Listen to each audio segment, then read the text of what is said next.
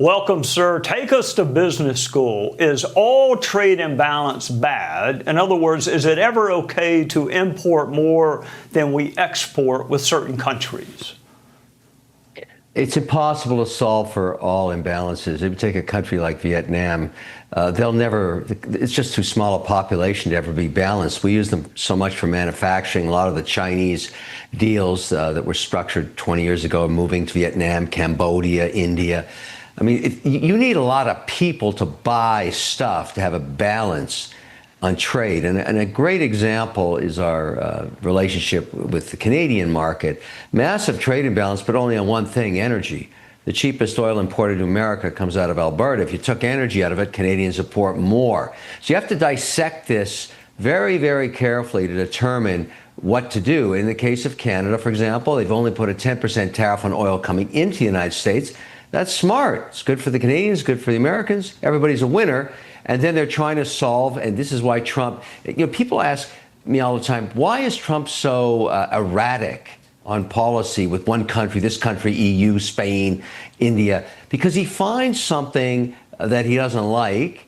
And in the case of Canada, go back to that example. In Vermont, they have some crazy tariffs on dairy, and they support supply chain dairy and farmers and butter and eggs. And it's, from Trump's point of view, unfair. So he slams the whole country with a 50% or 40% tariff until they fix that little problem. But this is the fine tuning that the market's gotten used to. So you ask me why the market's at near highs. They figure Trump has a game plan. It's erratic, it's crazy, he's bombastic, but it's fine tuning. Regarding the overall picture, if it's 10% reciprocal tariffs around the world, yeah, Bess, it's right. We're probably going to bring in a couple of $1 trillion. All right, you're a deal maker. President Trump's a deal maker. If the president or Scott Bessent were to call you and say, good evening, Mr. Wonderful, give us some ideas on how to close these deals that are out there pending, what would you tell them? Well, I know the 90 deals in 90 days, but none of those really matter. The only deal that matters is China.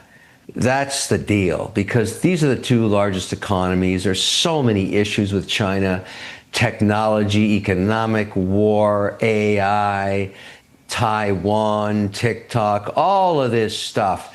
You know, the market, the market's already assumed that everything else is going to get resolved. You may not like it. You don't like the sausage being made on video and all that stuff. Nobody cares. They care about China.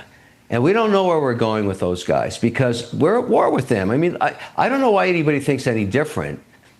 You know, the spyware they have in software here and all that stuff and what they're doing around the world, they're not good guys. I'm not talking about the Chinese people. The Chinese government steals our AI, steals our tech, steals our IP. They don't play by the rules. And I've said this countless times. The only deal I'm watching is the Chinese deal. Where are we going with that thing? We've got to bring Xi to the table and say, okay, we've had enough. We're going to have to solve this problem. You want to play by the rules? You want to be one of the big boys? You want to be in the G8? You want to join the G7? You want to play by the rules of the World Trade Organization? You're going to have to understand that you have to give and take. You can't just steal everything. And that's where we're at right now. So I'm waiting to see. And I'm glad to see that Trump's taken it head on. It's the first administration of 40 years that finally called them to the table, said, look, you're screwing us. We've had enough of it. And now this is what I care about. And by the way, I'm not the only investor saying this. The rest of this stuff is getting worked out and it's great. But the China thing, that's the deal.